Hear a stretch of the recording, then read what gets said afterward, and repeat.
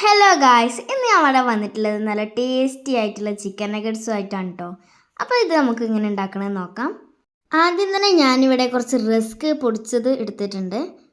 അതിലേക്ക് കുറച്ച് ബോൺലെസ് ചിക്കനും കൂടെ നമുക്ക് ആഡ് ചെയ്ത് കൊടുക്കാം. ഇനി നമുക്ക് ജീരകവും കുരുമുളക് പൊടിയും സോയാ സോസും ആവശ്യത്തിനുള്ള ഉപ്പും ആഡ് ചെയ്തതിനു ശേഷം നന്നായിട്ട് മിക്സിയിൽ അടിച്ചെടുക്കാം. ഇനി ലാസ്റ്റായിട്ട് കുറച്ച് മുളക് പൊടിയും ലെമൺ ജ്യൂസും കൂടെ ആഡ് ചെയ്ത് കൊടുക്കാം.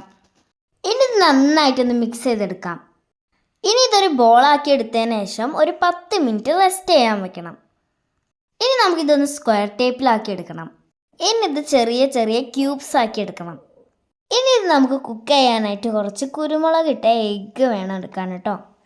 ഇനി ഈ ചിക്കൻ നഗറ്റ്സ് ഒന്ന് ക്രിസ്പി ആക്കാൻ വേണ്ടിയിട്ട് നമുക്ക് കുറച്ച് കോൺഫ്ലെക്സ് പൊടിച്ചെടുക്കാം.